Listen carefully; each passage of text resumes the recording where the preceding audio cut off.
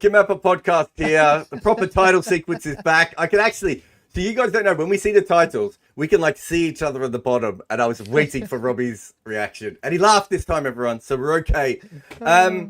It cracks me up.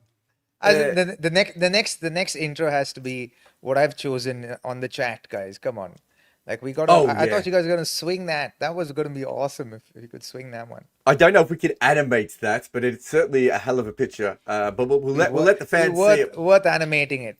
Yeah, we can animate it in today's world with AI and all that for sure.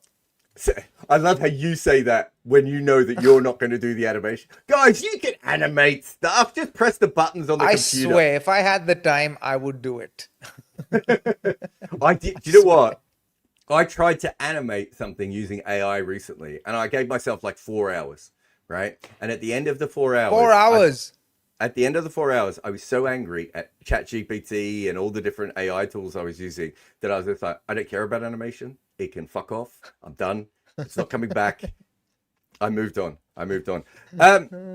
Robbie, we're recording this a couple of days before the test match. So there's no point going on and on about the test match today because obviously... There's heaps to talk about anyway. There is a lot to talk about. But if you're going to... I thought the biggest two questions for the test match is probably... Let's start with Kuldeep Yadav. Where are you on the Kuldeep Yadav train? Because there is an argument that could be said that the last wicket was the one that Kuldeep Yadav was useful for. That doesn't necessarily mean that the next pitch is going to be helpful for him. And that's the thing, right? The minute you asked me about Kuldeep Yadav, I was thinking conditions. As in how useful are the conditions going to be for him to exploit? Otherwise, you're going to have... He's an aggressive bowler, right? So he's going to bowl aggressively. He's going to try to bowl and take wickets. He's not going to be, a tight end at one side, and he's not going to play the role of a Jadeja. He'll look to take wickets, right? Jaddu is more of a defensive bowler who keeps it quiet to support the other fast bowlers. But Kuldeep, on the other hand, I think Kuldeep is someone who likes to take wickets, so he bowls like with that mentality to get wickets. But how useful will he be in these conditions is a little suspect to me. So unless there's, and from what we hear from the grapevine about Jofra Archer playing and what that 11 is going to be like, so I think a lot of that's dependent on the what kind of a wicket it's going to be as well. So has to be horses for courses, and I don't know if Kuldeep will be useful in the second test match. Yeah, I think it's a fascinating one. I think in the last test match, you can make a pretty good case for Nitesh, Akash, Kumar Reddy, and Kuldeep. Yeah, sorry, I'm trying to think of all three of them. So in my head, I was trying to make the case for all three. So if you look at it, there was a little bit for the fast bowls at times. So Akash being the fourth seamer in that attack, might have given them a little bit more penetration than Shardul did. But by the end of the test match, you obviously want to Kuldeep a little bit more, and obviously Nitesh as well, because if you have him in the side, you fortify that tail a little bit more. So it's one of those situations where, I don't know, have you ever worked with Nathan Lehman? I probably haven't. He was probably at Kolkata after you, I would have thought. No, yeah. No, maybe after me. I had this great chat with him for Crick Info once where we just sat down in a pub and we talked for hours. And one of the things that he was saying is he didn't realize till he really worked in cricket how much of your time is spent talking about the 11th best player in the side, right? Or the 9th best player or the 10th best player. Because that's essentially, because we don't have substitutions, you don't really select teams the way that, basketball does or football or anything else. We just like, we've got a squad. We'll throw them out there, and then we might need to change things up a little bit depending on this or whatever. Whereas in cricket, you're in a situation where the whole time you have to get it right, and so you end up talking about the 11th best player. And as he says, the 11th best player doesn't have like a tenth of the impact more often than not. They have a really tiny impact because they're not the best player, right? And I'm not saying that in Kuldeep's case that's necessarily true, but you understand the point being is I've just made a case that 3 different players could have had an impact for India in that game, and we're trying to do it retroactively, and they were trying to do it proactively, right? They were trying to work it out beforehand. Yeah. It's not going to be easy for the Indian team, especially the kind of pressure they're under. I think it's they find themselves behind the 8 ball, honestly. And the 11 without Bumrah already seems a little like, we're lacking on something, right? And it feels like even before a ball has been bowled, we feel like we're behind the 8 ball here. So how does India navigate through that? 500s hasn't, helped them win a test match. So clearly it's the 600s. bowling that needs five, wasn't it? No, I'm saying they should aim for 600s this time. 600. No, Yeah. won't make a difference. I don't think it'll make a difference if we're batting and fielding if we're bowling and fielding the way we are. See, granted, some of the like Prasad is fresh to Test cricket, but Siraj has been there for a while. He must have played about 20 Test matches or so. Yeah, like you're the numbers guy. So about 20 Test matches or so. That's a fair few Test matches. I'd imagine for a fast bowler, for anyone to be honest. To call yourself fairly decently experienced Test cricketer, where you're not nervy before every game, right? I think for me, they have a rule in Australia, don't they? Once you've played 12 Test matches, you're a Test cricketer.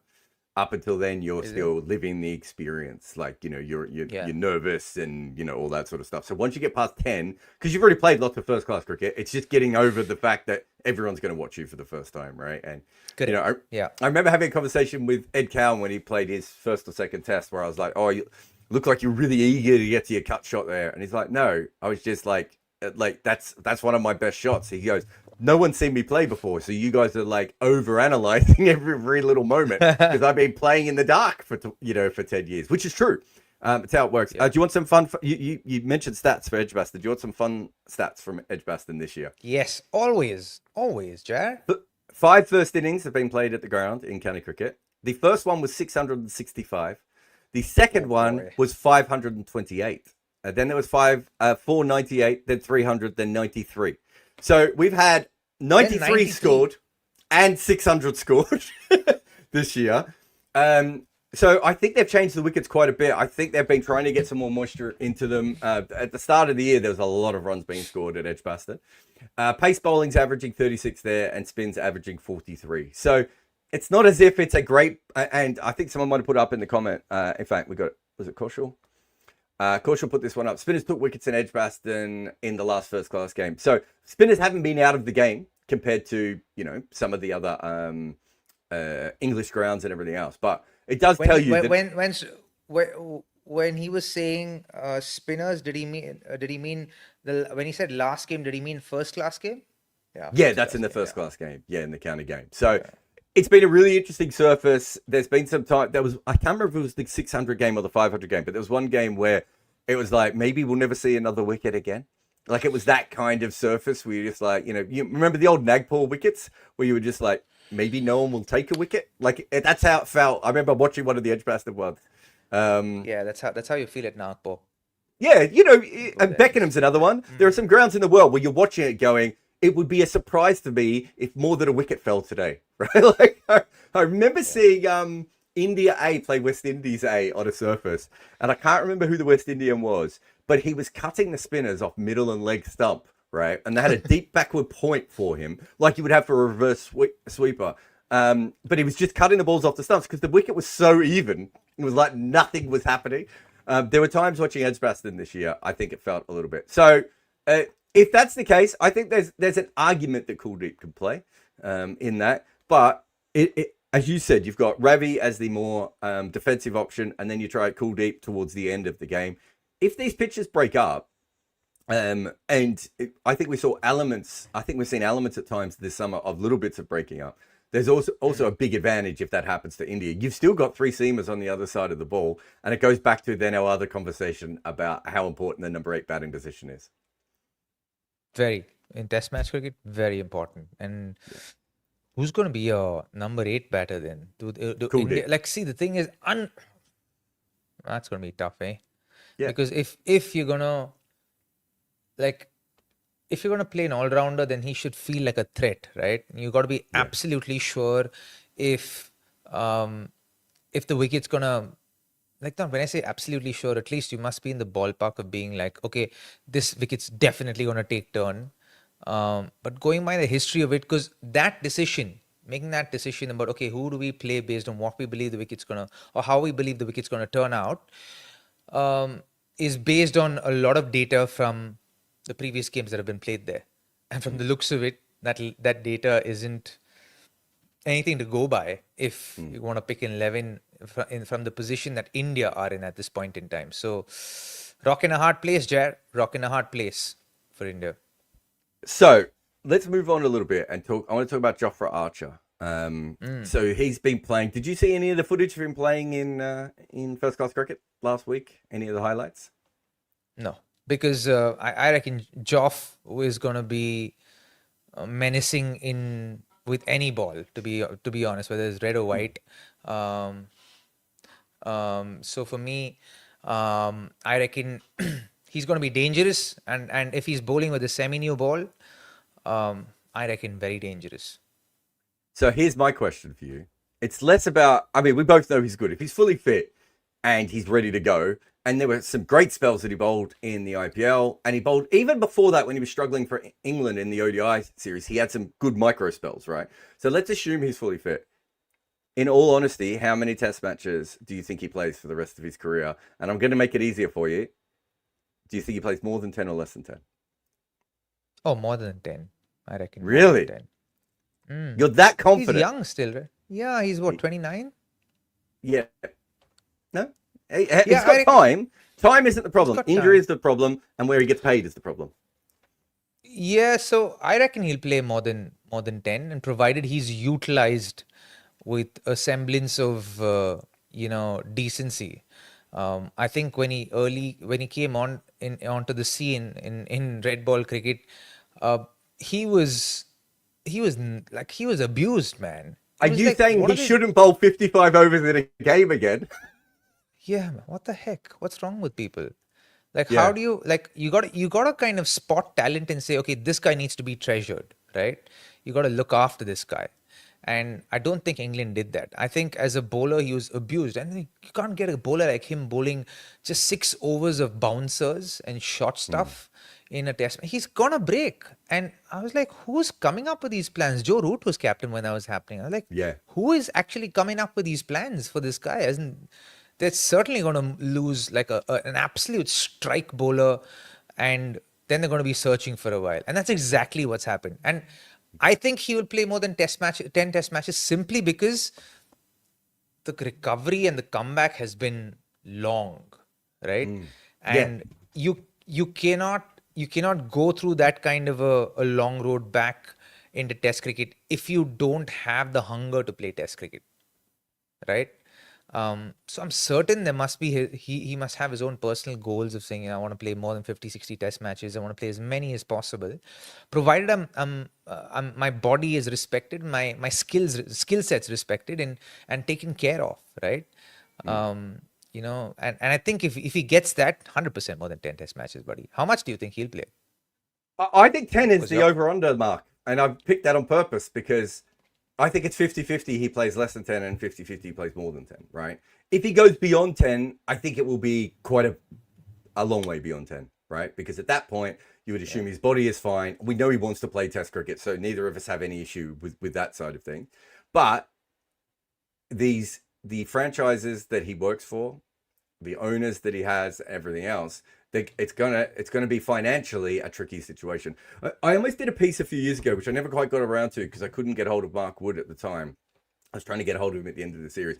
But so Tamal Mills and Mark Wood both basically come out at the same period, right? I think they're similar ages.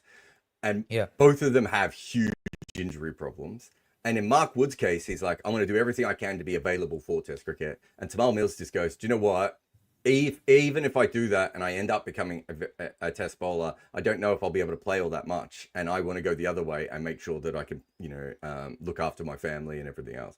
It's really interesting, the decisions that we make people pick, with those sorts of things. And, a traditional fan will say the Mark Wood one is right and the Tamal Mills one is wrong. But if you're Tamal Mills and you're like, I want to feed my family, you have to make those decisions. And it's kind of where the future of fast bowling is, right? Like, we're going to have to make more and more decisions like that. As you said, Jofra bowled all those overs, but Pat Cummins did it in a Shield final. I think he bowled 60 overs in a Shield final and basically didn't bowl for 6 years, not long after that. There you go. That's what happens when you do that to someone. It's been tried and tested and then some. So, I'm actually, you're talking about what Tamal Mills did. And I'm actually on his side about this. I think he should have done that. And if you feel motivated enough that okay, you can play Test cricket, because I've said this, I don't know, 1,000 times by now, that I think it's the hardest skill set, in cricket, fast bowling, especially fast bowling in Test cricket. It's the hardest skill set. So for you to be able to perform that at a high level consistently without injury is rare. It has to be a part of practically your destiny to be okay through all the abuse you put your body through, So you also have to understand that cricketers have short careers. Athletes have short careers. We don't have long careers. Like Virat Kohli, one of the greatest cricketers in the world, 14-year career. Rahul Dravid, again, one of the best cricketers that came out of India, 16-year career, 96 to 2011. Yeah. So those are short careers. You want to be able to provide for your family, because you get to the limelight and you start earning big money, and then you live a certain lifestyle. Now, once you start living a certain lifestyle, you want to maintain that, not just for you, but for your wife and your kids and extended family and all of that, right? And rightfully so. I don't think there's nothing wrong with it. I probably would have taken a more neutral route if question before I had kids. You know what I mean? But right now, as in very, very different answers you'd get from me. Because for me, I reckon it kind of hits home as far as provision is concerned when kids become a part of the whole equation. No, it's definitely. And I think Tamal's had a couple You of just kids zoned out recently. there for a second, buddy. This is just my zone. I was processing what you said at such a high level. No, you're right. I think it's a really interesting one. And I think, again, when I was younger, I would have been like, you should put your nation first and your team first. And that's like, now I realize that is not how it goes. I think me and Tamal had kids around the same time. I think we both had lockdown babies. And I think that might have been his first. Whereas obviously, but for me, it was at the end of my child. You were up and career. running then. Yeah. So surprise comeback maybe is the best way of talking about my third child at that point. But yeah, as you said, that I don't think I think people now are in a position, because of the way that cricket is run or not run, that you can make decisions based on it from a professional standpoint. Whereas if you go back to traditional cricket, that wasn't really the case, right? Like, in traditional cricket, you just had to follow the same path. Now there are multiple paths, and I have no problem with Mark Wood doing what Mark Wood does, or what absolutely does, right? I think that's the way forward. And I think cricket's kind of changed and evolved so dynamically after the commercialization of the games begun, right? After television and the television rights and broadcast rights and all of that stuff, and even with the onset of T20 cricket, so much has changed, and like you have a guy like Nicky Puran not playing international cricket, which is like, wow, how does talent like that not choose to play international cricket? And then you suddenly realize, okay, there's a lot more than meets the eye. He's going to be a really interesting one when we look back, because he also didn't play first class cricket, right? Like he's the first sort of alternative career that we've ever seen. Yeah. And there's reasons why he didn't play first class cricket. Like I think we I don't want to go back over it. He had the accident, then he had the falling out with Trinidad and Tobago and everything else. But he might be like, I remember when Dirk Nannes was having a conversation with me early in his career, being like, do you think I can be a freelance cricketer? And I was like, I don't think you can, because you need all the stuff around you, right? You need the physios and analysts and net people to bowl to in the nets, and good quality nets to bowl in, right? Like you actually we're there. Whereas now we are moving towards, you probably could do something outside of that. Now, we've been talking about fast bowling. I sent you this. It was really cool, man. I loved it. More than excited to hear your thoughts. So Shield Berry, the former editor of Wisden, wrote a list this week of the 30 best fast bowlers of all time. Now, the important thing here is fast bowlers, because I'm going to tell you straight away that Kapil Dev is not on this list, because Shield Berry does not consider Kapil Dev a fast bowler, which I find a bit weird, because he's almost an identical bowler to Richard Hadlee, except maybe a yard slower. So he's played some shots here, Shield Berry. We won't go through. We've got all the list of the 30 here. I know that you have some thoughts on some of these people and where they are. Jack Gregory at 30. I'm assuming you know nothing about Jack Gregory. Very little. Yeah. So Jack 24 test matches. Yeah, so early 1920s is basically when fast bowling really becomes a thing, right? So up until the 1920s, we quite often call someone a fast bowler, but they're actually bowling cutters and spin. So there are bowlers who are called spinners who are actually fast bowlers and vice versa, right? Jack Gregory is sort of the time when that starts to switch, and we know exactly what he is. He's a fast bowler. He bounced everyone out.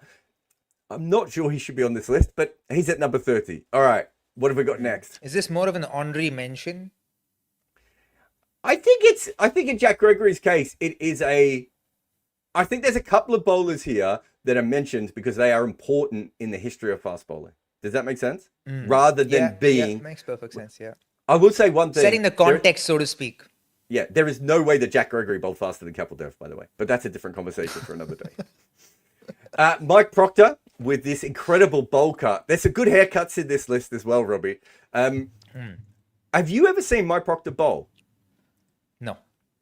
So, you know... Bro, come on. Like South African, bro. As in, we only watch South African cricket post 1992. Yeah, but you say that like you're not a massive nerd who doesn't go down rabbit holes watching I have. I've watched cricket classics and all of that, but like I don't go seeking these people. I've watched like the people I've actually seeked out for was say Vivian Richards, Sunil Gavaskar, Gary Sobers, Malcolm Marshall. It was like, what'll it be to face this guy, man? As in, well, that's why I wanted to ask you about Proctor, because Proctor bowled off the wrong foot, and he would quite often bowl right arm around the wicket and bowl in swingers back to a right-hander, which is something you see sometimes in women's cricket, but it doesn't really exist in men's cricket outside of Mike Proctor. So I just wondered if you had any views on how you would have faced that. Not well. Oh no, I've. Yeah, I think the extent I can go to is a right arm wrong-footed bowler. You go left arm wrong-footed bowler, and this causes a little bit of confusion up here for me. Like, okay, where's this ball coming? Like for me, Sohail Tanvir is one of those guys. It's like annoying, like just grating kind of bowler, because like it takes like the first few balls to just kind of get your eye into seeing where that ball's coming out of, because like it's coming like that, right? Yeah. But he didn't bowl off the wrong foot. It's just that everything happened together. Yeah, I mean, no one actually bowls off the wrong foot. What we're really talking about is almost like a stutter, isn't it? And what it does is it sort of stops. It stops the pattern. And so for you, who's used to the pattern happening over and over again, there's like a glitch in the system. Yeah. And it's really hard to pick up. And then in the case of Sohail Tanvir or Mike Proctor, they're also bowling quite fast. So it's not as if it's a spinner and you're like, oh, okay, I can get over this now. It's like, now I have to deal with this thing, which is a tall left armer or a right arm bowler swinging the ball massively. Yeah, and it's like Sohail was so versatile. He bowled everything, right? Like the off cutter, a fairly sharp bouncer, which it took a second to kind of actually assess because you're picking the ball late, back of the hand slower ball, leg cutter. So he had all the variations that a fast bowler needed. So, and with that action became like quite annoying, to be very honest. Yeah, I think Mike Proctor would like that internal irritation when you saw that this guy coming, like, oh my God, guy, just need to take some time. Even if you're feeling like $1 million, you just have to take your time initially. Just to explain the numbers on the screen as well. So it's 7 test matches, 41 wickets at an average of 15 for Mike Proctor. I think his average in first-class cricket was under 20 as well. And what's 37 at the end? That's wickets per ball. The balls per wicket. 37. I'll get that right. Balls per wicket. Yeah. I actually think now we should just test you to see how good your knowledge is of old cricketers. Any ideas? Oh, man. Why do I feel like I've... Can I say, this is a terrible photo of this guy, and he's one of the most photogenic cricketers of all time. In fact, I don't think I brought it out from my old office, but I actually have his book in a frame because it's such a great image, the cover of his book. Can't place him, man. Wes Hall. This is Wes Hall. Wes Hall. I felt like I know this face, right? Yeah. He was nightmarish for Indian batters, huh? Yeah, so Wes Hall and Truman come along at the time when India is coming into Test cricket, and they don't have anyone this fast or this tall. And these two guys they're basically, I think, so if Jack Gregory is when fast bowling becomes fast bowling, Wes Hall and Fred Truman are kind of when it becomes what we think about now. hitting the pitch, When moving the fast ball bowling both becomes ways, sexy. bouncing. Yeah, when it becomes repeatable, right? Yeah. So we have other guys who are fast before them, but Wes Hall, number 28 on the list. I'm just going to go to number 27, which you will know. I'm not putting no pressure. Right. How on earth, Robbie, is Joel Garner the 27th best fast bowler of all time when he has 259 wickets at 20 and he bowled first change? First change! First change! He didn't even have the new ball! What are we talking about? Unplayable! He was unplayable his entire career. Do you want to voice judgments on the guy who wrote this thing? Yes. Partly because I know that Shield doesn't watch podcasts, but also the next time I see Shield Berry in the press box, he needs to know that I'm going to be yelling at him about Joel Garner for a long period of time. Yeah, and Joel Garner, my God, what a record! What a record that is! What a record, man! What is that record? And I've heard the nicest things about him. I think I've heard that he's like an absolute gentle giant, very soft spoken, very well spoken. In fact, he was the team manager for I reckon a while as well. Like he's done some other work within cricket. I still think he might work with junior cricketers and everything else. Mitchell Starc at 26. Now, don't get me started on the fact that Mitchell Starc is ahead of Joel Garner on this list because we're gonna have to park that for a moment. Would you have Mitchell Starc in the best 30? Fast bowlers? Yeah, for sure. Yeah. How did you go against Mitchell Starc? And I'm not saying that so that Varun quickly looks up your record. Oh, I didn't play much against him, but I think I did fairly all right. I just was always ready for the full ball when I played against him. Early on, just trying to swing it back in. Full ball. Yeah, just full ball. You're ready for the full toss ball. It's one of the things I learned from Greg Chappell actually in his stint when he was Indian coach. He's like, always anticipate the full toss ball first. Because that is the fastest ball a fast bowler can bowl at you. Everything else, the Yorker is slower than that. The overpitch ball is slower than that. The good length ball is slower than that. Back of a good length slower. And the bouncers is like the slowest delivery he can bowl on that given delivery. No, that makes sense. What if I told you that Mitchell Starc was in this list and Josh Hazlewood was not? I'd be pissed off. So Mitchell Starc is in this list and Josh Hazlewood is not. Can I throw because we've got Mitchell Starc? Can I throw one other? Stuart Broad's not in this list either. Who would you pick? Starc is interesting in that there are things that Starc does a lot better than Stuart Broad, but Stuart Broad's floor is very high, right? Like at worst, Stuart Broad is probably just going to bowl roughly at the top of off stump and be tall and be nagging, and then he can do what Mitchell Starc does because he can also destroy like Mitchell Starc. But I don't know if he's as likely to destroy as Mitchell Starc. He just goes on. Do you know what I mean? They have different kind of careers. They're both really tall. If you could only pick one in your 11, would you pick Starc or Broad? Or Starc. Interesting. Is that left arm? Yeah. Because the ability to swing the ball back into the right hander, late swing, and not just like it's not like swings early, right? He lets it go wide, slightly outside the off stump, but then just curves back in very late, and that's what makes his full length deliveries. And even though the batter knows it, that's what makes it hard for the batter to face it. The fact that it comes late in the air back in. Also, there aren't that many tall left armers, and you've just moaned about another tall left armer. I think there is an element of that is quite handy. Behind him, we have Courtney Walsh, who was just a machine, a man who literally, I think this is doing him a disservice, but I've said this before, he's the greatest stock bowler of all time, where it's just like, if you want 15 overs in a session, Courtney Walsh can bowl 15 overs. What a poor thing to say about such a rich bowler. Yeah, but what I mean is, he's like the golden god version of a stock bowler, because you can get 15 overs in a session from him, he's not going to go for any runs, and he's still going to be great, right? He's still going to get you wickets. Well. Yeah, I think McGrath's a little bit... I don't think McGrath could bowl spells as long as Walsh. I don't think anyone in the history of the game could bowl maybe not as long as Walsh did.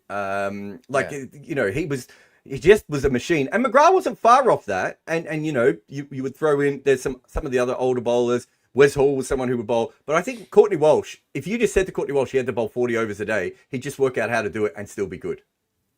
Yeah. And I actually saw him. I saw a lot of him growing up, but I think when I saw what I saw was probably the back end of his career. So the wheels weren't that fast. No. I think he was much more rapid earlier on in his career, because I remember seeing a lot of classic stuff that in which he was bowling like proper wheels, right? Yeah. And I'm like, I think he's one of, like, I agree with you. I think he was a bowling machine, man. He just kept coming on and on and on, and he could play multiple roles. He could play a defensive role, Yeah. just to keep, like, I remember this one test match when he was bowling in tandem with Franklin Rose, where Franklin Rose had this like massive series against India, and I think it was 96 or 97, and he was like terrorizing the Indian team, and he was a rather new entity in the West Indian side. And when Franklin Rose was like going about terrorizing India, this guy at the other end just came there, even though he could get wickets, just kept it quiet, and just held one end up to support Franklin Rose. And that's what I mean. I think as a captain, right? his ability to do that, and also, as you say, start as a young tearaway, and when he needed to, him and Kirtley would both go from both ends. I just think he just had an incredible ability to bowl the right ball over and over again. Also, probably one of the first wobble ball bowlers that we have any evidence for. That's just what he did. Incredible bowler.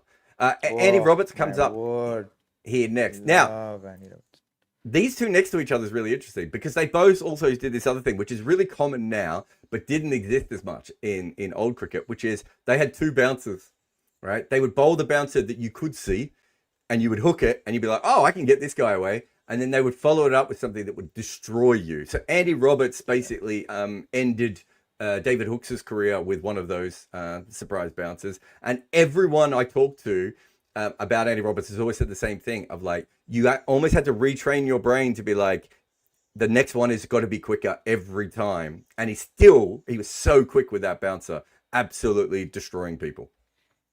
It's amazing, right? He just played 47 test matches and he's got 202 wickets. Imagine if he had played 100. Yeah. Also, there we go. Average 29 at home and 24 away. Very, very good player as well. And incredible. Was he? He also had a very awkward action, eh? Yeah. So it wasn't the easiest to kind of pick his ball out of the hand. It's kind of locate the ball. Also, I would say he's one of the few people ever, professional cricketers, who went on to be a groundsman. I don't think there's that many. Well, I should say there's not many test players who go on to be groundsmen. First class cricket, it's a little bit more common. And he was involved. There's been a groundsman who's gone on to become a test cricketer. But there's lots of those, because the MCC hired Ross Taylor was one, wasn't he? Nathan Lyon was another. Nathan Lyon was one, right? Yeah, but a lot of properly for. Don't the MCC recruit people to come out and do 1 year of ground stuff, and quite often it's they go on to play international cricket as well. But yeah, you're right. Nathan Lyon was different. He was literally rolling a pitch one day and bowled in the nets, and they were like, "Oh, maybe we should pick him for South Australia." Yeah, yeah. What a great story, though. Who's this guy? Fred Truman. He looks so different. Yeah. Again, Fred Truman at his best is someone whose hair is like all over the place. He looks like a proper fast bowler coming in. Note the wickets here. 300 wickets in Test cricket. I think he was the first one to do it. And to do it as a fast bowler when a lot of the other records have been set by spinners, especially around that time. Because this was before we had covered wickets, right? As I said with Wes Hall, absolute brute. I think Truman should be much higher on this list as well. I think he's when did wickets start getting covered, Jar? So that is a great question, Robbie. In Australia and South Africa, they start getting covered in the late 1920s, early 1930s. And the reason that they get covered in South Africa and Australia is that those wickets are dangerous when there's rain on them. So English wickets, you played a lot of cricket in England. An English wicket when it's wet is sticky and awkward, right? But it's not dangerous. I grew up on uncovered soil, wicket. right? Yeah, and the ball doesn't get that high. It just comes slowly at you. I played it on uncovered wickets in Australia. If you have rain in Australia and then the sun comes out afterwards, what happens is the ball goes vertical at pace. So it's not even normal cricket. Like you're literally playing it like it's like a tennis ball at pace. Yeah, and it comes right up at you, and you end up like swatting it down like a fly swatter. And so what happened was they had to change the wickets, but England refused to do it because they thought that it was not proper cricket to have covers. So South Africa and Australia do it. Asia stays with uncovered wickets for a while, and then into the 50s and 60s, everyone starts to do it. And there's a test series where I think West Indies play England, and the West Indies played on covered wickets, and the MCC went nuts. They were like, "This is not proper cricket. We don't want to be involved." But by the late 70s, everyone had basically started to move over to covered wickets at that stage. Because, as you said before, what happens around that time? Capitalism starts to come in. We lost too much cricket. It's essentially more to do with that than anything else. But in Australia and South Africa, you didn't have a choice. It was unsafe to play on uncovered wickets in those markets. Yeah, because again, the soil in South Africa and in Australia, more brown soil, had a little bit more life in it. So very different, no? I want to ask you about Jimmy Anderson being the 22nd. How is he 22? So this is my theory, and I want you to explain it to me.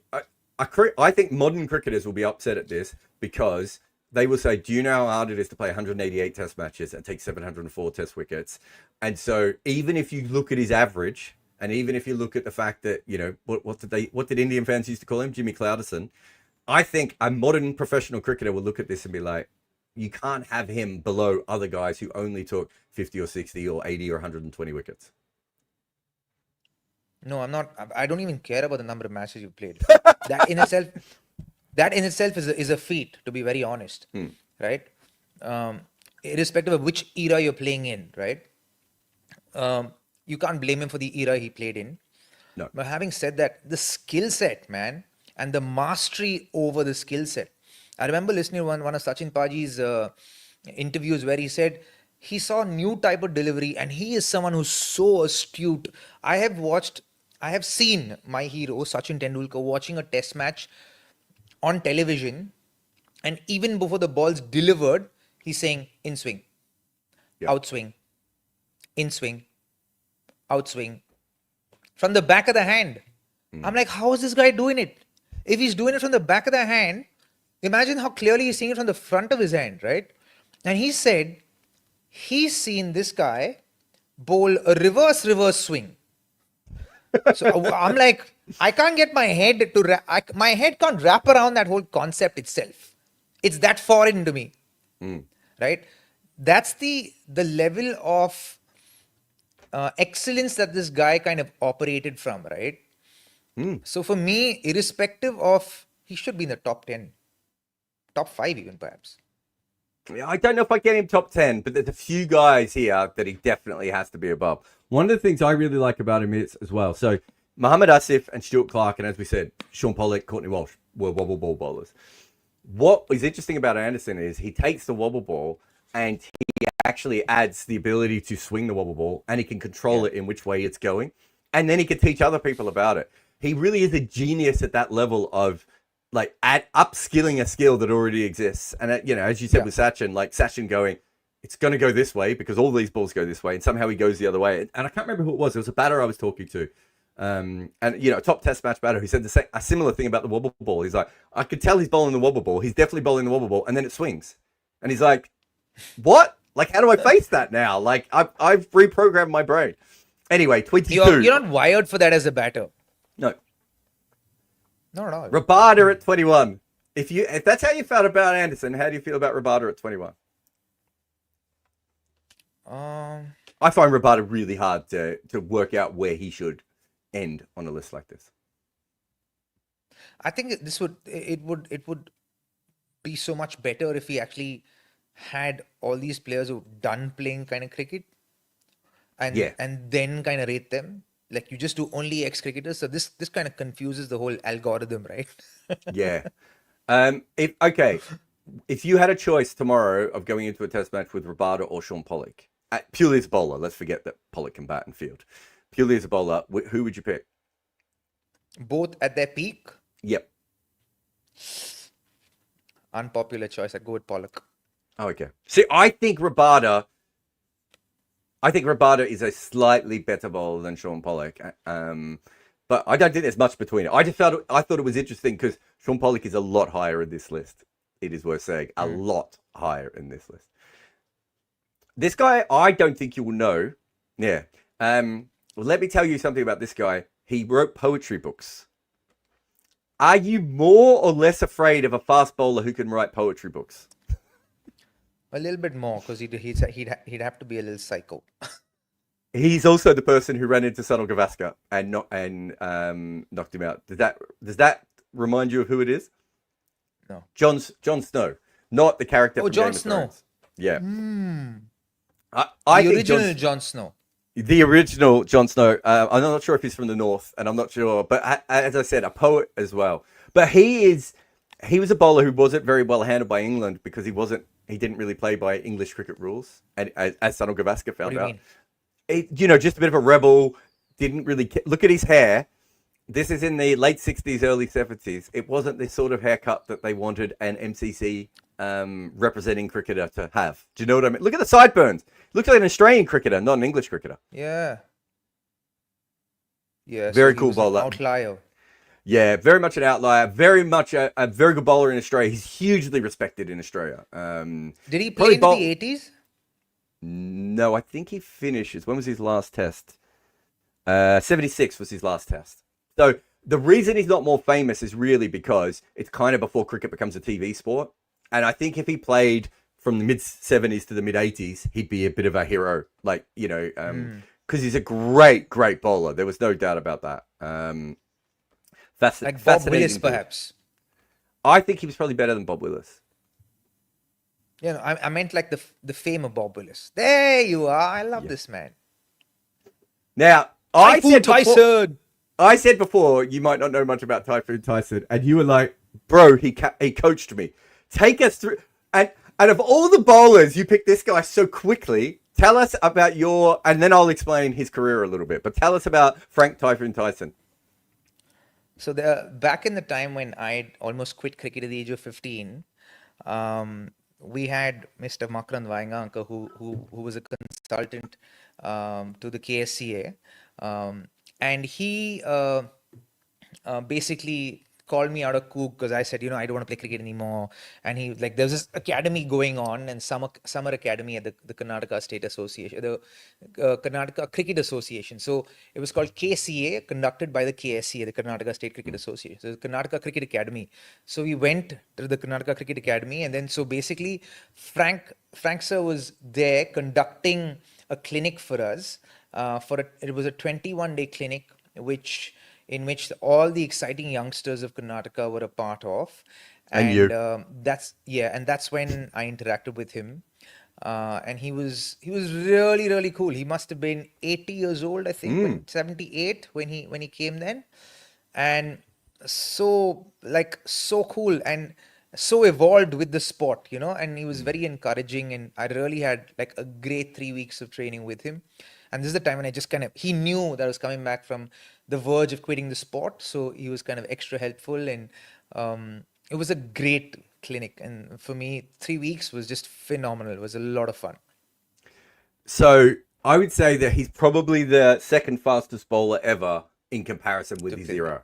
Yeah. So not second fastest in terms of, you look at the photo of him, he clearly wasn't bowling 95 miles an hour. He was probably bowling, far less than that, but he was probably 2 to 3 yards quicker than anyone else in his era, and consistently so. But look at that record, man. 17 test matches and 76 wickets at 19. Incredible. Again, how do you, it's hard to put Typhoon ahead of Jimmy Anderson, right? Because of the completely different eras and the completely different kinds of careers that they played. But I'm just hoping that this thing is not in descending or ascending order or whatever, descending order. But I heard a funny story. I heard a great story about Frank sir. And it was, apparently he was playing at the Adelaide Oval, and he bowled a bouncer first ball of the second innings, the first innings that they were bowling. And that ball went over the keeper's head, one bounce at Adelaide Oval into the side screen. And I've actually played at the Oval after that. And I remember going to the Oval and actually playing there. And I was like, he actually bowled a one bounce bouncer here that went one bounce to the side screen. That's nuts, dude. Because that's 110 meter boundary or something like that. It's long. He must have been rapid, bro. It's one of the longest straight boundaries in the world, right? It really is. It's just one of the longest straight boundaries in the world. I just want to go through his record because I love this. So versus Australia, and let's be honest, Australia was more used to fast bowling at that time. He took 32 wickets at 25. No issue with that at all, right? Against New Zealand, he took 17 wickets at 11. He played one test against Pakistan. He took 5 wickets at 11. And he played 4 tests against South Africa, and he took 22 wickets at 16. Like, it was just like nothing anyone had ever seen before when he came through. Just absolutely rapid pace. I wish they had they had a video of his bowling action. We can find that another time. Can we source that from somewhere? Do you know what we could do one day is we can have a look at some of the old cricketers, and we can have a look at their techniques. It'd be really interesting to get your modern coaching brain on some of those. We can't do it today, 100%, bro. Mikey Holding coming up next. Mikey Holding's always one of those guys where, a bit like Kagiso Rabada, I know how great they both are, but I don't really know where to fit them in, like overall. 18, I'm sure there are other people that would want him in the top 10, and probably other people that would have him 20 to 30. He's a really confusing one for that era, but it's interesting to me that he's almost 10 spots higher than Joel Garner. I just don't think he's 10 spots higher than Joel Garner bowling. Oh, there we go. Yeah. According to Crick Fizz, he couldn't bowl to left-handers. We've all been there. Yeah. Left-handers should be banned. You would agree with this, Robbie. Left-handers should be banned. Why? We wouldn't have had a Gary Sobers and Brian Lara then. Gary Sobers would have worked it out. Yeah, he was ambidextrous anyway. But he was considered the Rolls Royce of fast bowlers, eh? Yeah, just whispering death, right? And I think one of the things with that is he certainly was just someone who, of that era, was very, very good at probably being, again, one of those sort of pioneering fast bowlers, the sort that sort of changed the game going ahead. But yeah, beautiful, so rhythmic. He would be up there with what? Alan Donald as one of the most sort of just poetic run-ups. Yeah. Who else you got? Donald. Yeah, I got Shane Bond. Shane Bond's a bit clumpier though, isn't he? Shane Bond's a bit more masculine with his bowling, whereas I think Donald Brett Lee also yeah. was just like really nice out of this. That's what I mean. It came out so beautifully, yeah. Harold Larwood. So I started the Body Line series. Yeah. The thing with this is, do you follow a guy called Abhishek Mukherjee, the Indian cricket historian? Yeah. Yeah. So me and him were discussing this yesterday. That I should send the WhatsApp so you could see the level of nerdistry that we were both involved in this conversation. But we both think that Bill Vose was probably a better bowler than Larwood. He was the left arm bowler. I don't even know who you're talking about. In Bodyline. So there's two main Bodyline bowlers. There was Larwood and there was Vose. So if you go to Nottingham, there's a pub out the back, which you probably wouldn't have seen because it's kind of on the weird side of Trent Bridge, and it's called the Larwood and Vose. Yeah, Larwood and Vose pub, and it's because they're both from that area, and so I think this is the romantic pick. I do think that Larwood helped change cricket with Bodyline, but remember the bouncers aren't bowled for about another 25 years after he does it anyway. So it's not like the West Indians when the West Indians do it and everyone changes their length straight away. I don't think you could put Larwood in the best 21 fast bowlers of all time, but it's a romantic pick. And obviously coal miner and all that sort of stuff. He was really fast too for his era. Really, really fast. Yeah, he was quick, wasn't he? Look at that nose. Richard Hadley. He really did look like the sort of guy, and I've said this many times before, so Richard Hadley might never talk to me. And then he was slow when he basically quick and a little bit wild and ends up being really skillful. But he does look like the sort of person who would tie a woman to a train line in an old movie. Why? That's why he will not talk to you for the rest of his life. He looks like a villain. Don't you think? He looks perfectly like a villain. I love Richard Hadley. He's so cool. I think he's a very handsome man. Yeah. I'm not saying he's not handsome. You can be handsome and still tie a woman to train tracks. I'm saying he's Hollywood handsome, but Hollywood villain handsome. Have you ever watched much of him? I think back in the 70s and 80s and early 90s, anyone could have been a villain, right? Yeah, well, maybe that's the case. But have you watched him bowl? Yeah, quite a bit. Watched a lot of classics. I think the difference between him and say some of the other great outswing bowlers is that, you know, when you will know this is a technical point. Most bowlers, when they try and bowl the perfect outswinger, which is the one that sort of pitches on middle and leg and straightens the hit off, right? More often than not, you get that wrong and it slides down the leg side. And then occasionally you get it right. And so if you look at someone like Damien Fleming's career or Jimmy Anderson's career, they had the ability to do it, but they couldn't do it every ball. You go back and you watch Hadley. He almost never slips down the leg side. And so he's always keeping LBW bowled and caught behind and caught and slips in play. And I think that's one of his big skills, is that it's like there's 4 different ways he can get you out on any single delivery. Yeah. And I think you need to work that out as a fast bowler, and then make changes, because if you're going to go out and out pace, 15, anything. I like, is it just me, or is Jarrod lagging for everyone? I think the Fox is at play again at his home. I don't know. Am I lagging? Am I here? Am I with you? Yeah, as in, you're here now. I don't know if you're like because you're blur. I don't know if everybody can see you. I'm hoping now you're getting clearer. God. It's fine now. It's getting there. Don't move too much. It gets more blur. All right, let's go through a couple of quick ones here while I can bring it up. So Ray Linwell, one of the early great Australian bowlers. Do you know why Ray Linwell is important to cricket? No, enlighten me. He played under the back foot no ball law, and he was so good at dragging his foot that he would basically bowl from a metre closer than everyone else. And so they changed to the front foot no ball law to stop Ray Linwell from being good. There you go. There's a fun fact. And this is Alan Davidson, who is the first great left arm bowler. I'll tell you, for our younger audiences, what we should do. Sorry, Jar. Sorry, I think because of the lag, you're not hearing me properly. But for the younger audiences, we should explain what that back foot no ball rule is. Then they'll understand the importance of a rail and wall. So there's 2 crease marks. There's the front one that...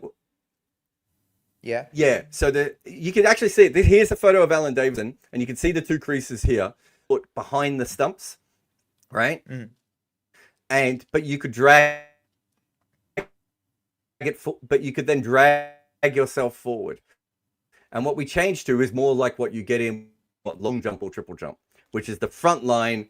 You can cut it, but you can't go beyond it. Right, there has to be something beyond that front line, or you could land it behind. It was much better on human beings' bodies. The back foot no ball law, the front foot no ball law is terrible on fast bowlers and should be banned.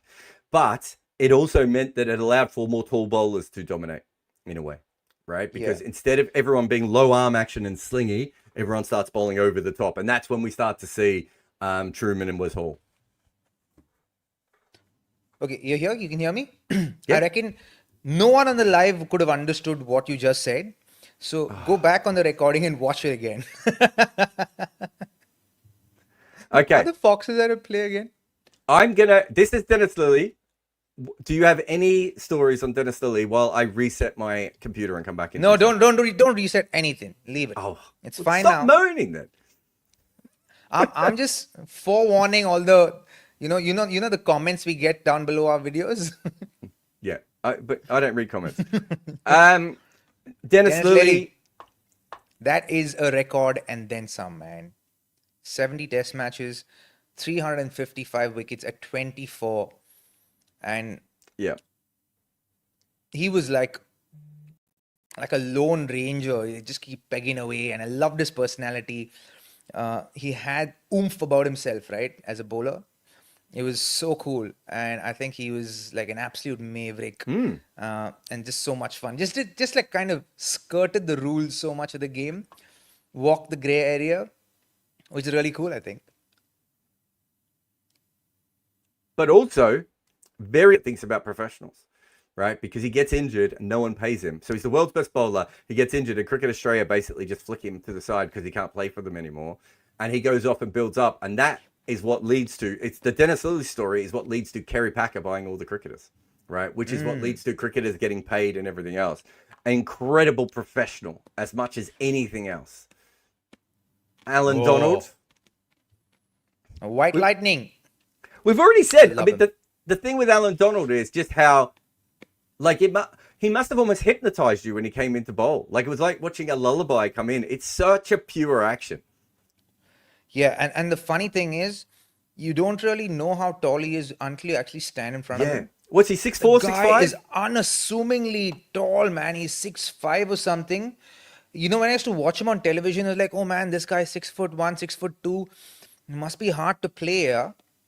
But when you meet him in person, it's like, now it makes sense. It's like he's almost as tall as Monet Morkel, and he's got an absolute rapid action. I'm sure he bowled 150, close to 150 consistently through his career. Yeah, he was so quick. So very quick. Fantastic bowler and just great to watch. If you had to pick a bowler, would you pick Cummins or Donald? Donald. You picked Donald. I think it's very interesting that these two. I think these. That's fascinating what you just said. I think these two are really interesting because I think they're very similar. I think Alan Donald is the first kind of out and out express bowler who's incredibly accurate. And I think that Cummins was the same, although by the time we saw Cummins in Test cricket, he was a lot slower because obviously Australia had already ruined him. But if you look at him when he made his debut, he was an out and out express bowler who was incredibly accurate. So I actually think they're quite similar. The big difference is that everything that Donald does is a little bit more noticeable because he swung the ball and it was a little bit more romantic to watch. Whereas a lot of what Cummins does is just moving the ball like an inch and a half in either direction. So you could argue that Cummins is similar to Courtney Walsh in that they are great stock bowlers in some ways, but they have the versatility that a normal stock bowler doesn't have. Absolutely. And I think what perhaps also I'm a little biased because I've played Pat, in the IPL. Snatched him everywhere. Is that what you're saying? No, we actually played for KKR together in my first year in 2014, and he was working with Wasim Akram in one of the matches in Bhubaneswar a day before we played Mumbai Indians, and he'd bowl only the outswing. At that point, he didn't really have the inswing. And he was working with Wasim Akram to bowl the in-swing. So Wasim Bhai told him to do something. And then he bowled an in-swing. And it was like, the ones that like those banana in-swingers. Yeah. And it hit me bang on my big toe and split my big toe open. And then we had the game the next day. And then I worked with Andrew Lepus, and then I borrowed Jacques Callis's shoe for the next game because his boot was the size bigger. Then we cut open the boot to make room for my toe to kind of go through, and I played the game, won the man of the match in the next game. I scored 83 not out or something like that. Maybe you would have been better if you'd always had a busted toe. Yeah, it's changed my technique. It changed my technique a little bit, which I kind of utilized after that game to a little bit of an advantage. Back when I was using that technique, but I think it comes from that place for me because I think I've played Alan in the nets in 2011, way past like after he retired and all that. But even then, with being how tall he is, just felt so kind of uncomfortable because from that height to get the ball to swing away and swing both ways and still be rapid. He was bowling 145 clicks regularly. I remember watching the 1996 Titan Cup, I think, was in South Africa, where he bowled so quickly to the Indian batters. I just felt like, oh man, this fellow would have been, hard work to have faced in real time. Cummins, on the other hand, I think because he didn't swing the ball as much, and depended a lot more on seam movement, I think that's why I prefer Alan to Pat. Interestingly enough, though, Cummins was a proper swing bowler when he was younger. And if you go back and watch that first test against South Africa, and he can still do it now, but he's become such a wobble ball bowler, he's actually become a little bit more limited. But that limit is still unplayable for a lot of players, right? And I think that he doesn't have... If you go back and you look at early Cummins, he was really swinging the ball a long way. And occasionally now, that in-swing that you were talking about before, he will do that. You'll see him go back to swing, but he's not as comfortable swinging the ball as he used to be. Whereas when I first watched him, he could swing the ball both ways at pace. Like, he's a very different bowler. Waqar Younis at 10. There is a point in time Yeah, for about 30 test matches, he might have been the most destructive bowler in the history of the game. Right? Like Hands down. for a short period of time, just absolutely unplayable. And he had this incredible torso. And like we will do this, we will get some great old techniques, and we'll get Robbie to go through it. But he had this incredible torso that looked like he would run straight as fast as possible, but his body would twist around like a toy, and then just spin back around. It's just just incredible bowler. And then, to be fair to him, he actually goes on to have a pretty good career when he loses his pace a little bit and is no longer that level of athlete. Like, it's not like he goes crap. He just goes back to being a good test bowler after that. But he was, for a little while, probably the most destructive force we've ever seen in cricket, I would say. Easily. Yeah. Dale Steyn at 9. I've never played him in red ball cricket, so I wouldn't know. But I reckon... I thought in white ball cricket, he was slightly limited. He was quick for sure. But I don't think he trusted his bowling in white ball cricket as much as he did in red ball. And a certain amount of conviction you could see in his demeanor when he bowled in red ball cricket. And so, top 10? Yeah, perhaps. Oh, I definitely have him in top 10. I think if we're just talking fast bowlers, he should be slightly higher than this. I just agree. Because also he bowled in an era when pitches were so flat and batters were dominating so much. And look at his average. He's averaged 23 with 400 wickets. I just think he was absolutely incredible at what he did. But I would not have him below Shaun Pollock. No way. And you love Pollock because you were just talking about Pollock before. I just don't think they're comparable. I think that Steyn is definitely the better bowler. Very different bowlers. Yeah. Very different bowlers. Steyn was way quicker. Had a finger reconstruction thanks to Dale Steyn, keeping to him at the RCB. Soft hands, mate. Soft hands. That finger's reconstructed. So I already dislocated it in the 2007 World Cup, which we won in South Africa, and then we played Australia immediately after we came back from after winning the World Cup in South Africa in a 5-match one-day series, and then I stopped a couple of Ricky Ponting cover drives and then dislocated it again. So I got so used to just pulling it back into shape, right? It didn't hurt. I just pulled it back in. So each kind of joint has what they call a little band. It's called a volar. It's called the volar plate.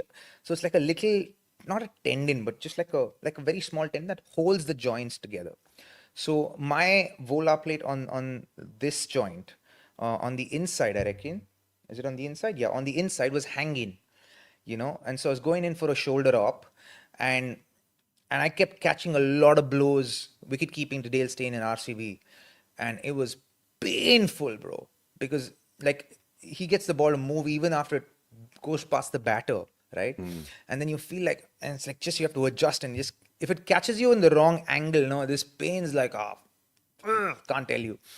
So like, okay, I'm going for the shoulder up, might as well do the finger up as well. And they did a scan and they said, okay, we can fix the volar plate back on with a titanium screw. And so I got that done at the same time. So I did a shoulder surgery, a grade 3 shoulder tear I had, and a finger reconstruction at the same time. And boy, that hurt. Yeah, that sounds horrible. That means your whole arm is out of whack. Yeah, who's the fastest that you kept to? Was it Steyn? Yeah, kept to Steyn for sure. Did you keep to Dirk, Nanas? No. Batted against him, heavy. Who's the fastest I played? Who's the fastest? I think Shoaib Akhtar and Sean Tate. Yeah, okay. Binger was fast. Yeah. Binger was fast. It was 148, 150. I think at one point he tried to hit me because I was walking out to him, and I can understand that. But I think for me, Shoaib Akhtar, I think what he was able to do off a short run up was just crazy. I remember playing a ball we were playing a one-day international against Pakistan in Assam, I think, and the eastern part of India, and the light fades there very quickly. So by 3:30, 4 o'clock in the light in the evening, the sun starts setting, and so he bowled bowling in the death. I was batting in the death, and he bowled a Yorker with. It's just a one ball back then, right? After 34 overs, the ball changed and the ball would reverse.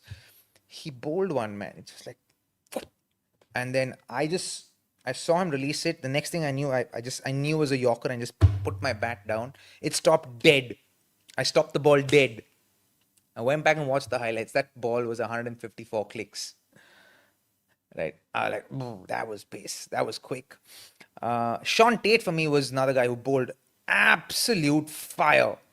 Right. Yeah. Because he'd run in normally and then he'd swivel. Right. And then you lost the ball from his hand. And then you only saw it like a second later. And he was not the most accurate starting off when he was young, right? He was all over the shop. He was very He wasn't erratic. the most accurate in the end of his career either. He was just everywhere. So I wrote about a spell he played in a domestic final where he bowls. I want to get the numbers right, but I think he bowled 17 wides and took 6 or 7 for in a one-day game. Right? It is the most chaotic spell you'll ever see in your life, where it's like you don't know if the next ball is going to be 97 miles an hour swinging away from your off stump, or if it's going to be a full toss down the leg side. It was just absolute chaos, and he almost stole this game. Yeah, and I talked to all the batters, and a lot of batters said what you said. One of the big problems was his rock back, just the ball disappeared. You lost the ball. Yeah, You just and he's didn't also see the ball, man. again like Alan Donald. Sean Tate's actually quite a tall guy, right? Like he's Very quite tall. Yeah, and so you've got the height as well as the pace when it's coming down. And he can be intimidating, huh? I have some stories about TD. Oh, we could do Sean Tate another day because I've got lots to ask you about Sean Tate. But I paused at number 8 for a reason because I want to know if you think at number 7, Mitchell Johnson is the 7th best fast bowler of all time. Oh, I love Mitch, but I don't think Mitch know. thinks he's the 7th best fast bowler of all time. Yeah. Yeah. I mean, part of that is his normal personality. He would probably say he shouldn't he's even an be on the absolute list. sweetheart. Yeah, Like but he was a menace when you playing against him. He was annoying. He was really just annoying as fuck. You know. Yeah, he's got me out quite a few times. I was batting in the death against him, but I reckon. Yeah, he's actually got me out quite a few times. But I played a lot against him in first class cricket, A cricket, and then T20Is. So I think I've done fairly. Like I've always felt like I've done fairly well against him. yeah. I I think he's a it's out of fantastic that- bowler. I think what Shieldberry is doing here is Shieldberry is saying, I think Shieldberry's theory is that Mitchell Johnson in 13-14 across the Ashes and also probably in South Africa for the first couple of tests as well, is probably as well as any fast bowler has ever bowled. So he's pumping him up. But I just don't think you can ever make a list where Mitchell Johnson is the 7th best fast bowler of all time. It's great as I think, it's brilliant as I think he was. 6 was a Macram. I don't think you have Mitchell Johnson and was a Macram right next to each other.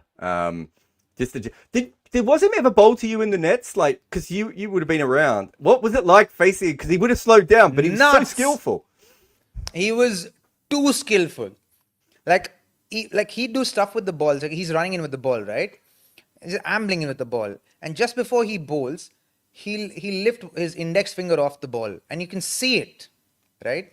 You can see him lift the index finger off the ball, and then he just kind of push it with his index finger, and the ball would just like, as it's coming to you, just going away from you, man. So he does the weirdest things with the ball, and just had the insane ability. And this record's just unbelievable. I absolutely love Wasim Akram, and I always felt ever since I watched him for the first time, I felt such an awkward bowler, and he was so accurate. So it would have been a pain in the ass to face this guy. Can I give you? I think he's kind of like Bumrah in that he has the shorter run up and the weirder run up, so you don't have the long period of him in. But also, I think he's like, and I also think he's like Bumrah in that both of them sort of grew up as rubber ball bowlers, tape ball or rubber ball or tennis ball, whatever that may be. And so they have some skills from that tape ball sort of thing, which is almost more like a spinner skill in some ways. As you said, little things with the fingers that other people can't do. And, I think Wasim Akram was an absolute genius. He's such a brilliant bowler. 100%. Yeah. Anyway. Also changed cricket because up until that point in cricket, we really just didn't have left-arm bowlers take a lot of wickets. Even when they played, I think the record, maybe it was Davison, like there wasn't many wickets to go past. And after Wasim Akram, everyone was a left-arm fast bowler. Yeah. Here's the man, the parables of Glenn McGrath's haircut, the great man himself, just a great bowl cut here. I don't know that I would have McGrath as low down as 5. I think McGrath and Steyn on this list, I'm a little bit unsure at them being as low as they are. Top 5 for sure. You don't have him as top 2 or 3? No, I don't think so. I think he's the best new ball bowler in the history of the game. Oh no, man. Curtly Ambrose. I don't think Ambrose is far away, but I think he's the. I think McGrath is the best. Unfortunately, we don't have ball by ball stats all the way through, so maybe Ambrose has him. I know. I'll say this: that Wigmore. But the haircut is not ideal.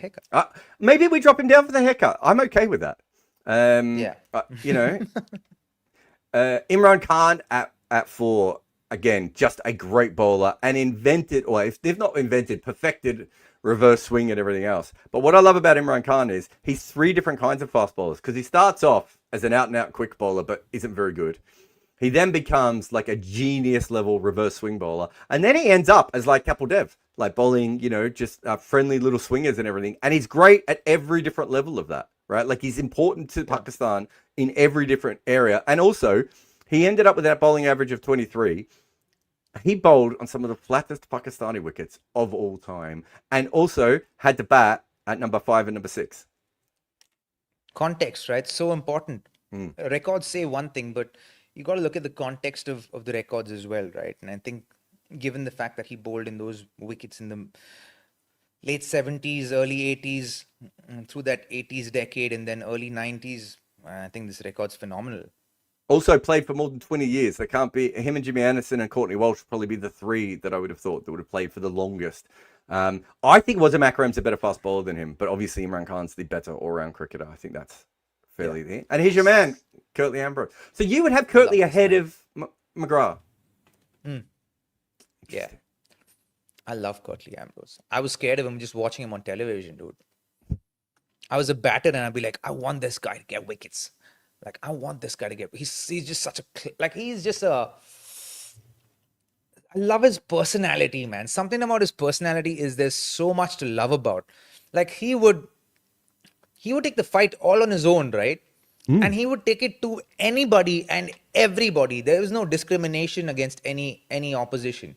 He would be the absolute same menacing fast bowler against Australia, against Zimbabwe, against India, any team that you went up against, that went up against West Indies. And if he was bowling, you knew that this is what you're going to get from Curtly Ambrose. So reliable.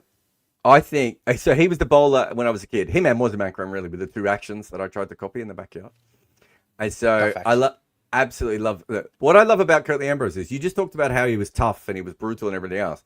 But then we find out off the field, he's actually like nothing like that at all. And it's all completely an act. And so much so that he wouldn't talk to opposition players, so they didn't know that he was a normal person. Right? Yeah. Like he would hide his personality because we all thought in the 90s he was nuts. Right? Like you'd see him try and fight with Steve Waugh and all this. We're all like, oh my God, this guy. And then it's like, no. He's actually just a musician who likes really weird haircuts. Like he's not that guy that we thought he was at all. He's like your friendly uncle.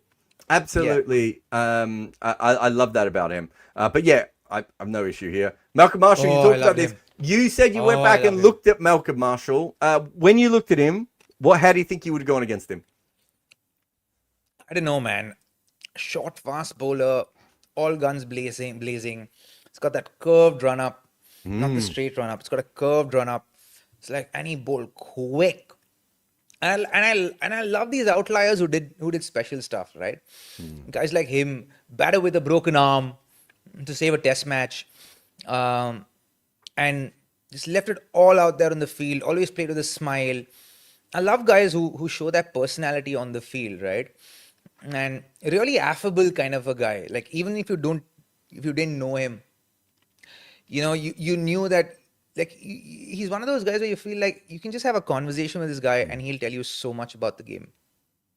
I think him and Dale Steyn are really similar in that they are both shorter, they're both skillful, right? They're both accurate. I think Malcolm Marshall's maybe slightly more skillful and slightly more accurate. I'm not sure if that makes him a better bowler than Dale Steyn, but the problem with facing these guys is that they can attack your toe, the top of off, and your head. And so there's nowhere really to hide against them. And if you watch him bowl, he's almost robotic, isn't he? There's something. He looks like an android coming through the crease. It's so powerful and and as you said, from that weird curve, because most of those bowlers, you and I both played a lot of cricket. Generally, when you face a bowler on that big curve run up, it usually means they're an outswing bowler and they're a little bit slower because they're trying to get their body around right. And he's like the complete opposite of that. Yeah. It's like, he's like just straight through. He's such a great bowler. So we've got to number one. Malcolm Marshall's number two. Robbie, how do you feel about number one, Jasprit Bumrah? And I know how you're going to feel because you're probably going to say it's too early and he's still playing. Yeah, there you go. You said it. But I reckon easily, hands down, in this era, the best fast bowler across formats. Yeah, I don't think there's any argument there. He's a much better white ball bowler than Steyn, and Steyn sees direct competition. I think Bumrah and McGrath is really interesting for me because I think that because McGrath's so much better with the new ball than Bumrah, there is an element of McGrath's going to get you in the game and get you on top quicker than Bumrah is. But Bumrah's so dangerous with the old ball, you could be like, it's easier to find a great new ball bowler rather than it is to find a great old ball bowler. So you could go either way on those sorts of players, but just absolute genius. I don't think I could say he's the best fast bowler of all time now. I'm more than happy to say he's on the pathway to it. Yeah. But I just don't think you could say it right at the moment. But he's probably, I think, I went back and looked at this recently. I think the players that I've written about the most, I think he would be right up there with Brendan McCullum and probably Virat Kohli and Ricky Ponting. Like, I'm just so fascinated. I can watch a Bumrah spell, and it takes everything I have, Robbie, to not just write 5,000 words on that spell. Because the processes and the skills and the history that he represents every time I watch him bowl is like nothing else. He really is, for me, is the ultimate evolution of all these other guys on the list, right? Of everyone 100%. Who's come before him. And that's what I absolutely love. So I think Shieldberry is pushing a little bit to have him at number one, but I understand why he has him at number one. Yeah, you can, now you got to look at all the guys who've played 90 test matches, 100 test matches, right, in this list. And you see the kind of wickets they've ended up with. And you also have to understand that as a fast bowler's career wears on, it's not like he's at his peak. He's off peak at the back end of his career. So the wickets are going to slow down a bit. But what I love about Bumrah, which I think is absolutely stunning, is the fact that a guy with his action, right, has been able to achieve successfully with the same kind of ferocity, variations that are super effective. Right? He gets the ball with that action to swing away, man. Yeah, exactly. It's ridiculous. To swing away. How do you get that ball to swing away when you're bowling like that? The magnitude of different ways he can get you out. And that's why I call him the evolution of bowling, right? Because so compare him to Joel Garner, right? Joel Garner is probably going to get you out in about 2 or 3 different ways, but he's so good at those 2 or 3 different ways, he doesn't need all the other skills, right? But the difference between him and someone like Bumrah is he might have 7 or 8 different ways to be able to do mission. We just talked about that with Malcolm Marshall, right? It's that ability to be like, any pitch, any opposition, these guys can dominate and they can work out a way to do it, and they can just change their game in a moment. So, he can bowl really, really full, he can bowl length, he can bowl back of a length. He can bowl bounces. He can swing the ball in both directions. He can use a slow ball like an off spinner. Like, just all these different skills that he has. It's ridiculous, right? And also, it feels like he keeps learning. Like, he's like, he's like the T-1000, right? Like, he just keeps finding. Sorry, that's a Terminator. Evolving. Yeah, keeps evolving. It just feels like he just keeps finding. So I'm a huge fan of him. As a number one, I can understand why. That there's a slightly different conversation to be had there, but there's no conversation about how good he is. But have you noticed Bumi actually getting slightly broader in the last couple of years? Because I felt a couple of years ago he was really lean. And are you saying he's thick now? Not yeah, maybe just feels thicker, doesn't he, in his upper body? Yeah, I could see that. I mean, yeah. No, I could be understand wrong, but that's what I feel. He used to be a lot more leaner, and you understood that when he was, say, 19, 20. And I think keep him maybe a little bit more on the safer side of remaining injury free is if he was probably slightly smaller, like not as broad as a fast bowler, Yeah, I just because suppose of his that action. isn't that know? also partly because he's probably got older and he has got more muscular as he's got older, which is a fairly normal thing for a person to do. But maybe what he needs to look at is what Ben Stokes did, right? Where Ben Stokes just got rid of a lot of the muscle and it's just changed his Jimmy body. Anderson. Yeah, Jimmy Anderson in the end of his career. The Yeah. same thing, right?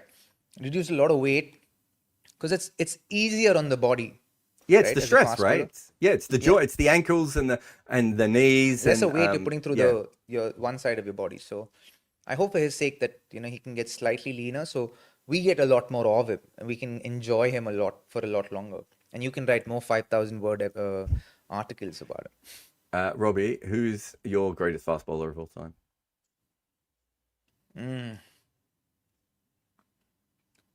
Malcolm Marshall, Curtly Ambrose. Okay. Yours? You know, this would take me 2 years to answer this question correctly. But yeah, I think at the moment, I'm probably McGrath, Bumrah, Marshall are the three that I think stand out the most. Yeah, I think I don't know who I pick of those three at the moment without doing all the research. And to be fair to Shield Berry, I'm not sure he would do 2 years of research like I did with the book, right? Like, but why I find this fascinating is with batting, it's such an obvious kind of answer. Even number two, even if you go beyond Bradman, like Tendulkar's probably a pretty safe pick at number two. It's so much more confusing with bowling because we both grew up watching Ambrose and McGrath, right? And we both idolize both of those guys, but we don't really know how to split them brilliantly, right? Because they were both so good at the same period. And you had Donald and Wazim Akram, and not to mention the older Yeah, and then you've got Hadley and Lillee before that. Like, there's so many incredible bowlers that come through. You don't think Zaheer Khan deserved to be on this list? No. I think I love Zaheer Khan, and he's one of my favorite bowlers. Do you know that Zaheer Khan was twice as good at getting out top order batters as he was tail-enders, and that's why his average is so high, which I find really interesting. I think Zaheer Khan, Srinath and Vas are underrated because they're Asian seamers, and I would have had them ahead of a few players on this list. I think Chaminda Vas is really underrated. Incredibly underrated. Yeah. Incredibly underrated. I think I'd have Srinath and Vas ahead of Zaheer Khan though. Maybe not on skill, but on results and overall career. Interesting. All right, let's do some super chats. Alex says, why is a non-striker leaving early and not a short run? The main reason is in all of cricket, it is very hard to police this because of the umpires looking at the bowler's Not anymore. foot. No. In all of cricket, let me finish. In all of cricket, the umpire is looking at the bowler's foot, so he can't also be looking at the non-striker who's on the other side of the stumps. In international cricket, it has been discussed already because we have the camera. And I don't know if it's going to be called a short run. I just think they should be run out, but apparently that's too hard for cricket fans, and they get very upset. Yeah, not run out, man. Yeah, if you leave the crease, you should be run out. That's why the crease is painted there, Robbie. We put the line on the ground, Robbie. Stand behind it. Just stand behind it. Yeah, no, I agree with you. I completely agree with you. I think people should be, people shouldn't complain about getting run out on the non-striker's end because you've been caught napping. That's why you've left the crease, right? Or you're ill-intentioned, and that's why you've left the crease. But I reckon 5-run penalty instead of, someone getting out, because I know the game is more batter friendly right now, but we get only one chance, buddy. Yeah, then stay behind your crease. Agreed. Don't agree. Don't disagree with you. Anurag says, a few years ago, India could play from 4 to 5 decent seamers in centre and won multiple tests with them. Now it feels like we're suddenly back to the pre-Kohli era and have no real fast bowling depth again. What explains this? This is kind of just how cricket works, Anurag. I think, you go through periods where you have an excess of talent, and then you go through a period where you don't. And, these things happen to teams all the time. It's a fairly normal part of it. I don't think there's a major reason why, but there's plenty of, if you look at Prashid Krishna and Mayank Yadav, it's not as if there's no talent coming through. Agreed. I think it's the ebbs and flows of life. and it happens on an individual basis. It happens on a team basis, and it happens sometimes at the country level as well. There are always ebbs and flows, right? We see this, and I think there was a time when India had some really good fast bowlers, but I think that period when Virat got captaincy the Indian team, he got about 4 or 5 or 6 of them all at the same time who were really high quality. Parth says, as a gym trainer, have always been annoyed by how a lot of cricketers are unfit. I recently saw an MLB game, and most of them are 25% body fat. Is there something to this sport that requires body fat? So essentially, what they believe for the hitters in baseball is that you want to have a bigger body size to be able to put that inertia through the ball. So they're still really strong, but they are bigger type of guys. But also remember that there's only, 4 fielders or 5 fielders in Major League Baseball that have to run around. A lot of the fielders in Major League Baseball don't have to move at all. If you're a catcher or you're first base, you're not moving all that much, right? So it's a very different kind of sport. And so what baseball is good at that cricket isn't good at is understanding that certain body types actually should be in that kind of level of fitness. Whereas in cricket, we kind of want everyone to be a total cricket athlete. Whereas what I've said from the start is Raheem Cornwall is a great athlete. He's just not a great athlete in the field. But the reason he can hit sixes off miss hits is because of the athleticism he has. And it's very different. We're not good at understanding that. But also in cricket, everyone does need to field. It's not, Raheem Cornwall in a T20 game can't just stand in the one position over and over again. Yeah, agreed. And I think it's just the way the game's played right now with the fact that I think even with MLB, your fitness is dependent, or your training is dependent on the positions you play. I think what are they called? A running stop? Isn't that what it's called? What is it called? Shortstop. The shortstop is the busiest player on the field. That's like kind of like a short mid-wicket fielder. Yeah, and they do everything. They bat, they field, and they sometimes throw as well. They pitch as well. So I think that's like the all-rounder of that sport. So I think that's the fittest kind of that's the highest fitness requirement within the sport of baseball. Yeah, that and the 3 outfielders are the other ones. So the outfielders. So you kind of have half a baseball team who need to be able to run around and be maniacs, and you have the rest who are specialist skills in either power or pitching or catching or whatever that may be. So it's a fascinating sport from kind of that. So that's how it doesn't generally overlap with cricket. But at the same time, I think Parth makes a point. Like, I do think that we try and make everyone into like a really good athlete. It's like, but there's different kinds of athleticism that different jobs in cricket require, especially with power hitting. I think in death batting, you probably need that a lot more.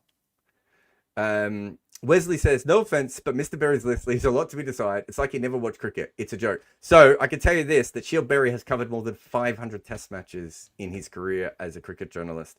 So I haven't counted mine. I'm probably at 200, 250 or something around that. So he's covered double the amount of games that I have. But that doesn't mean that he's a genius. How you're still married, I'll never know. Well, that's because I've traveled to all those games. It gives my wife a chance to, recalibrate without me and come back stronger than ever before. Samit says, please explain Ambrose usually grouped with Walsh. Walsh had a longer career, but peak Ambrose was a GOAT. Well, the reason that they're grouped together is because it's very rare that you get 2 bowlers who play an entire career together in that way. So Wacker and Wasim are grouped together. Anderson and Broad are grouped together, right? It's very, very rare to have 2 bowlers who are roughly of the same age who have a very similar career path. So that's the reason that we do that. He also says Anderson with Steyn in a batting era was Marshall Light. Also, wasn't Rhino closest to Steyn? How do you reconcile longevity with peak? Yeah, so Ryan Harris is interesting because if we're doing the 30 most talented fast bowlers of all time, Ryan Harris probably comes back into the conversation there. He could bowl 90 miles an hour. His balls were heavy. He was incredibly skillful. He was incredibly accurate. But he also only has about 4 or 5 years of Test cricket, let alone anything else. He couldn't get a game for South Australia. Can you believe there was a period of time where South Australia were looking at Ryan Harris and saying to themselves, I don't know if we can fit him in. I'm not sure if we can get him into the lineup, right? Like, that Sean Tate piece I was talking about before, Ryan Harris is 12th man in that game, giving Sean Tate a drink. I'm like, I love Sean Tate, but I know who's the better bowler out of these two here. So it's a fascinating career, but I do think you have to also remember that when we saw Ryan Harris, we saw him at his peak, right? Whereas if you compare that to, say, someone like Chaminda Vaas, who had to bowl when he wasn't very good for Sri Lanka because they didn't have another seamer, or Ishant Sharma, who for years had to be the lone seamer, despite the fact that he wasn't experienced enough to be able to do that. Yeah, Sean Pollock played when he was, so it's hard to compare players who play for 15 years, right, compared to players who play for 5, because you're usually seeing those players at their absolute best for that 5. Is that fair? Very fair. I think that's how you reconcile longevity with peak. Yeah. Seeing Silly's point says, on the topic of the reverse of reverse swing, my God, theoretically, with Bernoulli's equation and the equations with pressure and velocity and airflow, the ball should be swinging towards its rough side. Please see the podcast I did with Aaron Briggs and talk to Aaron Briggs about this, because he will understand these equations, whereas I just don't think me and Robbie will. Yes. It's true. Very true. Conrad McBad says, Robbie, please say, I'll let you read it out. Karnataka Cricket Academy. It is a nice little, I like it. It's a nice little, like, poetic sounding phrase that I like that a lot. Oh, by the way, I meant to ask you before, did you have, you were talking a lot about Lillee. Did you come across Lillee as a coach? I know you're not a fast bowler, but no, you never did. No. Just as a legend. Yeah. Perfect. Robbie, we've done a huge stint. It's a big podcast, but that was a lot of fun, and hopefully we should do more of these as well. Eh? Yeah, we will. In the quiet weeks, we should do more of these. We should actually go back and review videos and have a look at it and just kind of have banter about, like, all of this stuff. It's awesome. You say this like I don't have. You have no idea. You're coming to Edgbaston to play some jazz hat cricket for things, and I'm just like, you're going to be. I don't care about your cricket. Literally, going to be podcasting, and you're going to be like. So if you have a look at Fred Spoth's action, Robbie, what can you tell me? Anyway, thank you to everyone. Please like, subscribe, comment, do all the things that help us on our channel, and we will be back again next week to have a look at an actual human test match that has been played. Yeah, we did actually have some. We did have some notes. We didn't actually do the Australia West Indies test match, dude. I've watched 2 test matches. I watched South Africa, that's actually Zimbabwe worth talking about for a couple of minutes, actually. Do you want to talk about it before we go? Or yeah, quickly. Let's talk about it. No. This is what I want to talk about. So essentially, what happens is West Indies should have won that test match. And the reason they didn't win that test match is because they just kept dropping catches. So exactly what happened with India. But also, the third umpiring went completely against them, Robbie. And we were talking about, this is 2 sections of cricket at the moment where you need specialists. Greg Chappell's just written a piece, and we talked about it last week about how people don't field as well in the slips as they used to. And Greg Chappell's basically said, limited overs cricket, you don't field in the slips that much. How can you become a specialist in it? And you and I both logically are like, that makes sense. That's a good way of looking at it. Yeah. So let's push the West Indies drops to the side for a moment, because they're not the only team, although they are a particularly bad team at catching. But the third umpiring thing, here's my thing, Robbie. To become a great umpire, right, to make it to the international panel, you have to stand in 10,000 hours of games at club level, at first class level, international level, all these things to get there.